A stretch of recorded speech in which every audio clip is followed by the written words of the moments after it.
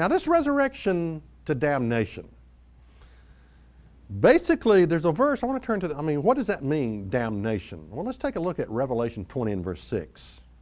It says, "Blessed and holy is he that has part in the first resurrection." Now, we're all familiar, the first resurrection is the resurrection to life, okay?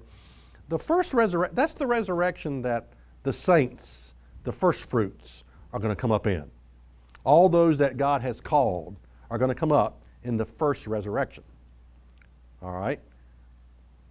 But notice this. It says, "Blessed and holy is he that has part in the first resurrection.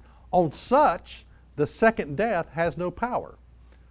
But they shall be priests of God," that is, those that come up in the first, "of Christ, and shall reign with him 1,000 years." Now this is interesting, because it talks about this resurrection to damnation would be referred to as the second death.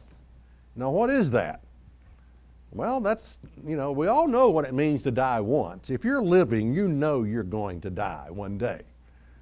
But this is referred to as a second death, and from which there is no more life. You are no more.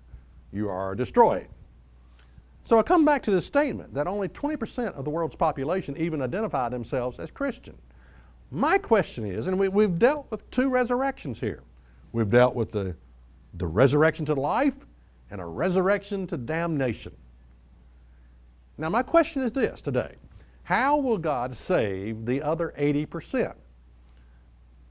The 80% of people who are not religious, who do not identify themselves as Christian. How will God save? How will God save the people before the time of Christ? You ever thought about that? All the people that lived and existed before Jesus came upon the scene, how will God save them? How will God save the Jews that rejected Jesus as the Messiah? And that's a lot when you think about it. And what about all those that Jesus spoke in parables to? You ever thought about those people? This is a fascinating statement, something that Jesus said. Let's take a look at it in Matthew 13 and verse 10. He says, "And his disciples came to him and said, 'Why do you speak to them in parables?'" They wanted to know. A parable is much like a riddle. They had to figure it out. And Jesus would speak these riddles, parables, and most people didn't get it. In fact, the disciples didn't get it. The disciples had to come back and say, "Explain to us, the parable of the seed sower. Explain to us all the..." They didn't get it either. The 12 disciples didn't get it. And Jesus had to take them aside and explain it. And they said, and finally they got frustrated. They said, "Jesus, why are you speaking to them in riddles that they can't understand?" Now, you've been lied to about the Bible. You've been taught all of your life that the reason Jesus spoke in parable is to make his message more clearer. No, that's a lie. You've been lied to. Let's take a look at Jesus' answer. When they asked him, "Why are you speaking to them in parables?"